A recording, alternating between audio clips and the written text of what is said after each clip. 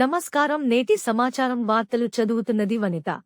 2026 ఉదయం టైంలో సంగీపు శ్రావణ సంధ్య అనే ఆమె రాఘవాపురం విలేజ్ చెందిన ఆమె హత్య గావింపబడింది అని వచ్చిన సమాచారం మేరకు రెడ్డిగూడెం పోలీస్ స్టేషన్లో 1/2026 కింద కేసు నమోదు చేయడం జరిగింది.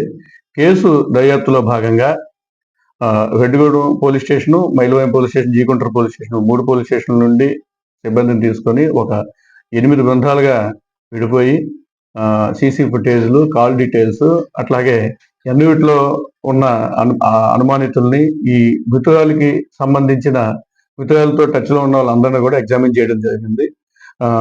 ఈ ప్రాథమిక విచారణ అనంతరం, ఎగ్జామినేషన్ అనంతరం తెలిసిన విషయం ఏంటంటే, ఈ మృతురాలిని తన అత్తగారు కోటమ్మ అనే ఆమెతో, అత్తగారితో పాటు హోటల్లో పనిచేసే కోటమ్మ అనే ఆమెతో కలిసి 4వ తారీఖు మిడ్ నైట్, అంటే తెల్లారితే 5 అనగా మిడ్ నైట్ ఈ ఇంట్లో వాళ్ళ ఈ మృత అత్తగారి పద్మ ఇంట్లో ఉండే ఒక రాడ్ బెండింగ్ రాడ్ తోటి ఒక ప్రణాళిక ప్రకారం రాడ్ బెండింగ్ రాడ్ తీసుకొని తల మీద, ఈ మన దవడ మీద కుడివైపున ఒక 4 దెబ్బలు కొట్టి తర్వాత చనిపోయిందా లేదా అనే విషయాన్ని కన్ఫర్మ్ చేసుకుని మళ్ళీ పేక నులిమి చంపి ఆ రాడ్ని తీసుకెళ్లి కాలంలో ఇంటి పక్కనే ఉన్న కూతురువాగులో పడివేయడం జరిగింది.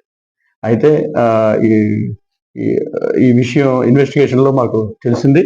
ఈ రోజు మధ్యాహ్నం వాళ్ళిద్దరిని కూడా నరుకులపాటు దగ్గర అరెస్ట్ చేసి ఆ రాడ్ని కోతులవాగు నుండి సీజ్ చేయడం జరిగింది.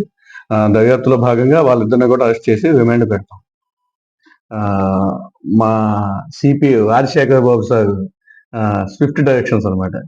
ఎలా అంటే, మాకు కేసు నమోదైన వెంటనే కాల్ డీటెయిల్స్ రావాలంటే ఇమీడియట్ గా కాల్ డీటెయిల్స్ తెప్పించుకోవడానికి సంబంధిత సిబ్బందిని రష్ చేసి ఇమీడియట్ గా కాల్ డీటెయిల్స్ వచ్చేలాగా మాకు చేసి, అలాగే ఈ ఫోరెన్సిక్ ఎక్స్పర్ట్స్ కానీ, అట్లాగే క్లూస్ టీమ్ని కానీ ఇమీడియట్ గా పంపడం, విజయవాడకి దూరంగా ఉన్నప్పటికీ కూడా విజయవాడలో ఉన్నట్టుగానే ఫీలింగ్ కల్పించి మొత్తం యంత్రాంగాన్ని అంతటినీ కూడా ఒక చోట తీసుకురావడంలో మా సిపి సార్ రాజశేఖర్ బాబు సార్, అట్లాగే మన డీసీపీ లక్ష్మీనారాయణ సార్, మన ఏసీపీ గారు కూడా, ఆయన అయితే పొద్దున్న సాయం దాకా అక్కడే కూర్చున్నారు డిటెక్షన్ అయ్యేంత వరకు కూడా. ఆఫీసర్స్ యొక్క సపోర్ట్ కూడా ఈ కేసు.